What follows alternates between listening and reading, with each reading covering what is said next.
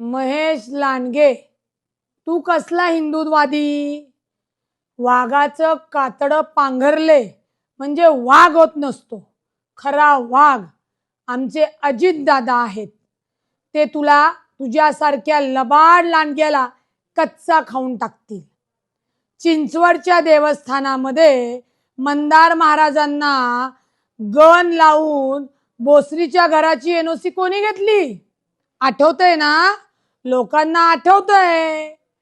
भंगार चोरणारे तुम्ही कंपनीच्या मशिनरी आणि भंगार चोरल्या तेव्हा औरंगाबादवरनं पोलिसांनी मध्यरात्री उचललं होतं, मुटकुळं करून घेऊन गेले होते. तेव्हा जे अजितदादा आहेत त्यांच्याच पांघरुणाखाली होते. विसरले का तुम्ही? सातत्याने उचलली जीभ लावली टाळ्यासारख्या बोलताय. कोणत्या महिलांच्या बांगड्यांचा आमचा अपमान करतायत की आम्ही बांगड्या घातल्या नाहीत?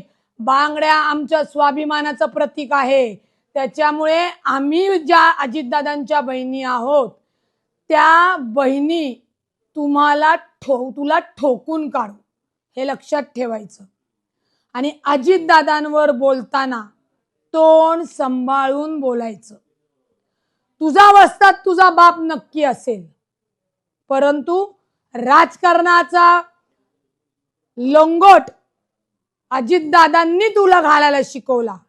त्यामुळं वस्तादावर आणि गुरुवर डाव जर टाकायला गेलास ना भावड्या, तर तो लंगट सुटून सैरा बैरा पळावं लागेल, पळताभुई होईल.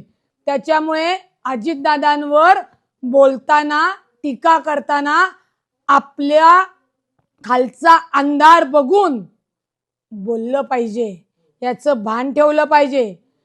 70 लाखाचं काम 7 कोटी दाखवून जे महानगरपालिकेचे सगळे पैसे लुबाडले आणि म्हणून भाजपच्या पांघरुणाखाली हे सगळं झाकलं जाते. म्हणून आज गुरुवर डाव टाकण्याचा प्रयत्न सुद्धा करू नये, हे लक्षात ठेवायचं महेश लांडगे. नाहीतर आम्ही सुद्धा घरात घुसून ठोकून बोलू. म्हशीच्या धारा काढत होता, म्हशीच्या धारा. लंडनला कशी काय कंपनी झाली?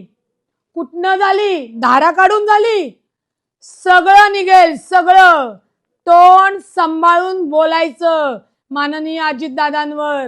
नाहीतर याद राखायचं, याच बांगड्या घालणाऱ्या महिला अशी काय चपराक देतील की नुसती पळता भुई होईल.